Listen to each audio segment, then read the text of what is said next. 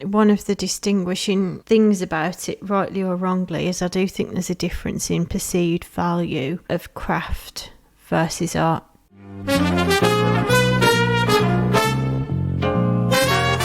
Craft is seen as a kind of a lower value thing that people can reproduce, whereas art has always been seen as a more kind of highbrow activity, hasn't it, with a higher price tag attached to it.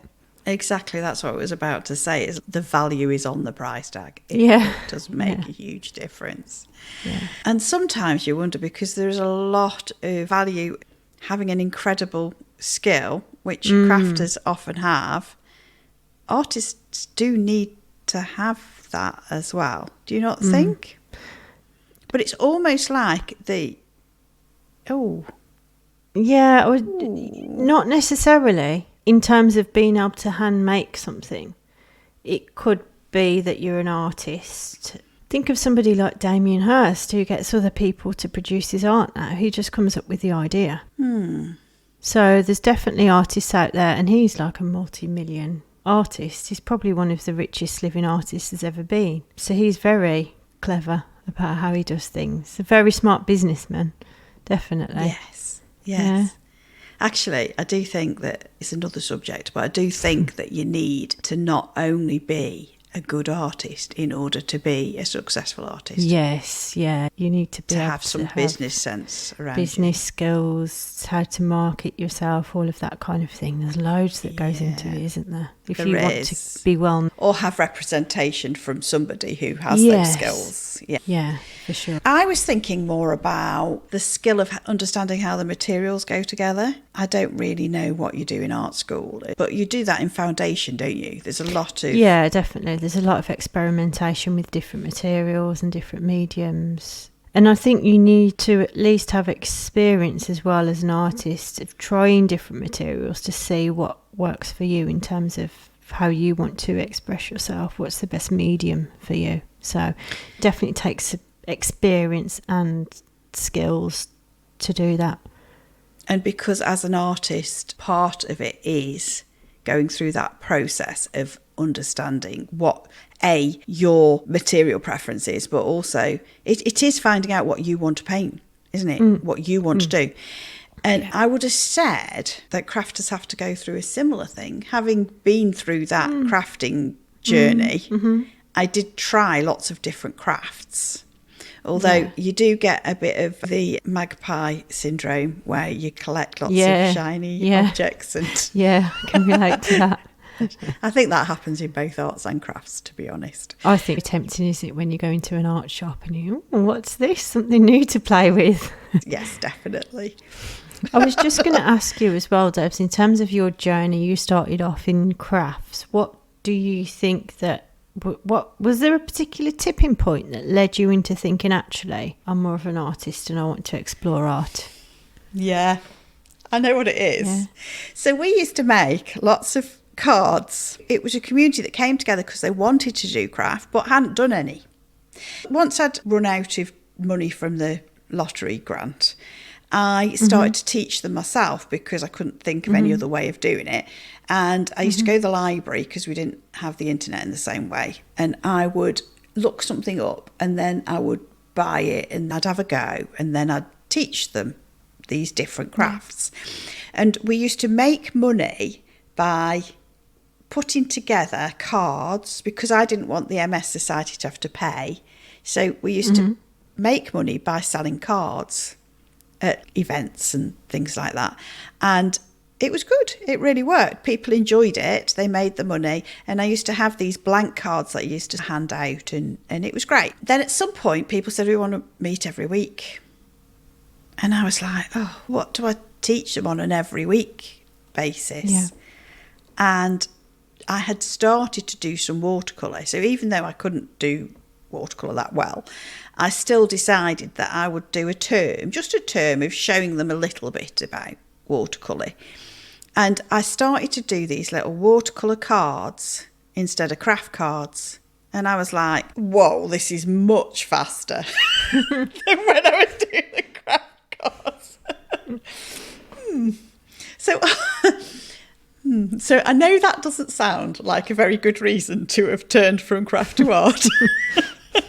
But I suspect that I started to want to go into something deeper in the terms. Yeah. And so I was like Yeah. wanting to do that. But B, I started off doing cross stitch at home. Then I'd gone into these paper crafts, which were faster. And then I started to do these little watercolour cards that were very fast. And I was like, whoa, I can do this and I can do that and I can do this. And I started to just play then. Does that sound a really bad reason for getting into art? No, I think what I'm picking up on, it's interesting. I think you were in probably a more exploratory frame of mind where you just wanted to push things a bit more further, which is completely valid. I do think sometimes people struggle with defining themselves as an artist versus people find it quite easy, don't they, to say I'm a crafter or I'm a knitter, versus people often struggle defining themselves as an artist, particularly at the beginning. I hadn't even thought of myself as an artist. I was just trying things out. And to be honest, I don't think I'd thought of myself as a crafter. But you're right that other people say to us quite often, I'm not an artist. Yeah, or I can't draw. Even if they're drawing at the time. Yeah, you think you can. Yeah. Look, you're doing it right. You're just doing it. Like, we can all draw. We did it when we were children. Yeah. Yeah, we might not have. Now.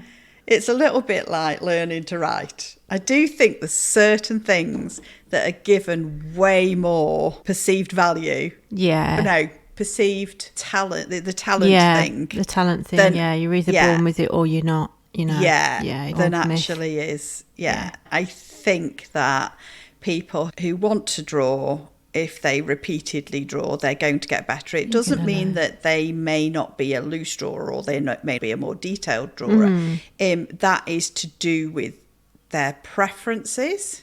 Some people's handwriting is really scruffy. Yeah. Some people's handwriting Mine's is terrible, really neat. but I can paint. Mine's terrible. It doesn't make sense. What, your handwriting? Yeah, I've got terrible handwriting, but obviously I can paint or I can draw. But that makes perfect sense to me, because people who are going to be really neat and very detailed artists, they've probably got really neat handwriting as well. Yeah. I might be wrong. That makes sense. Yeah. I do think, for me, one of the biggest definitions between art and craft is how the person labels what they're doing as well. Like, what is the intention of the person? Because you've got people like Grace and Perry that make functional objects that you could argue ceramics were traditionally seen as being more on the craft side, but he's clearly interested in topics of politics and socialism and things like that that go into the objects as expressing themselves as something more than just a kind of a functional piece. And I think that a lot of pottery, ceramics, etc. nowadays is seen very art-like. There's definitely been a move that way, do you think? There's definitely been a change, yeah. You see a lot more in galleries now of ceramics and even things like jewellery, actually, don't you, in art galleries that's handmade. Resin pieces or pieces that are it's really clever pieces where they put resin and wood and that sort of thing together.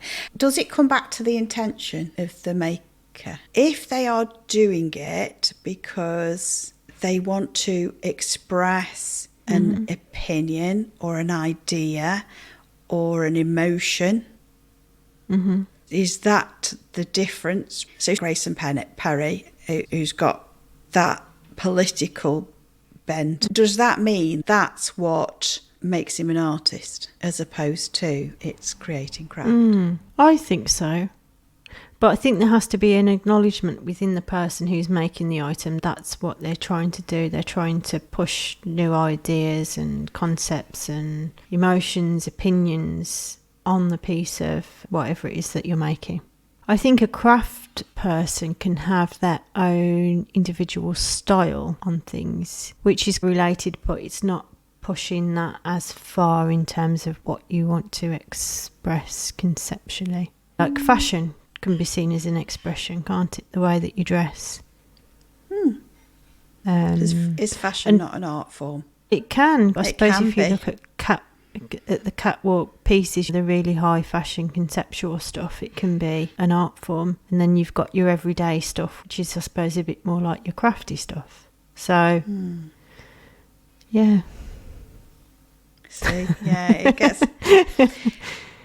So overall, when we've discussed this, what we said was maybe arts and crafts have become a little more merged. And we're almost saying now that it depends how you're identified.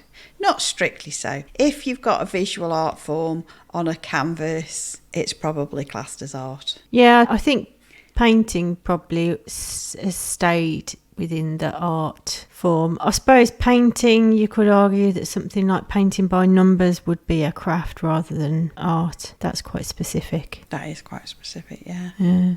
But generally speaking, if you're painting, there's something that you're expressing. Because what would you say in terms of, you've been to painting classes and painting courses, there's a lot of those that give you step-by-step instructions, which could be categorised as a craft.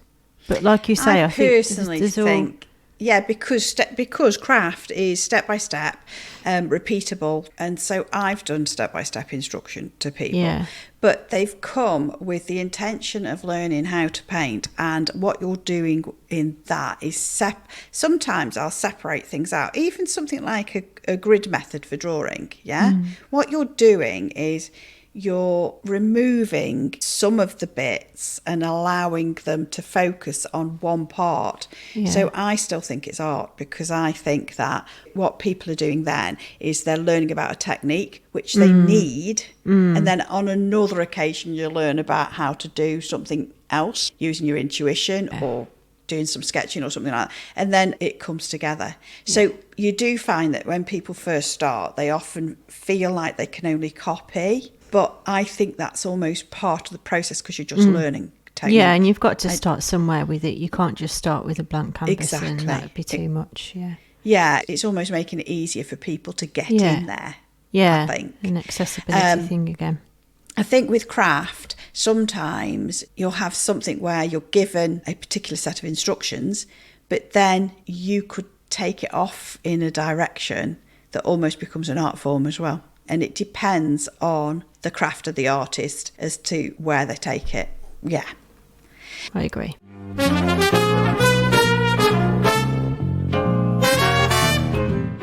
My takeaway from this is it doesn't really matter to me.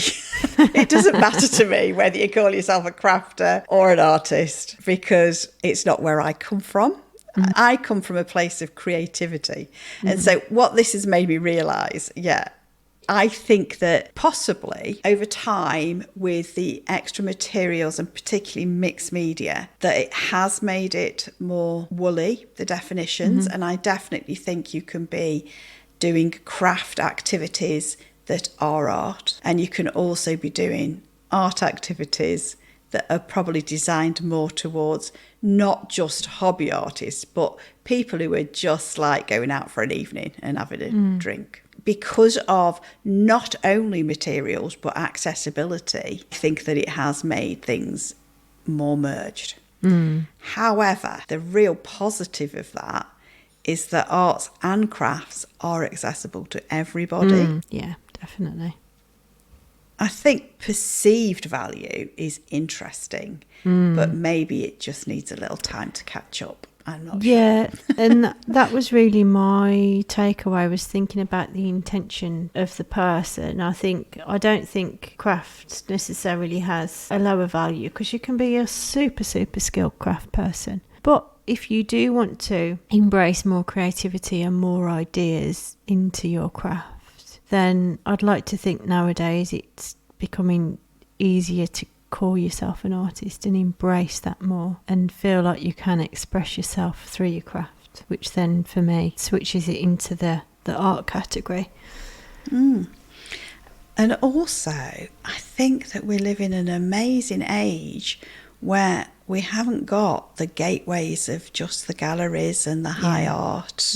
You can be an artist who makes a living in art, or craft in your own way. You can invent your own business as well. You can be creative in what you do. And that's an amazing thing. And it's an amazing thing for people like me who've not been well.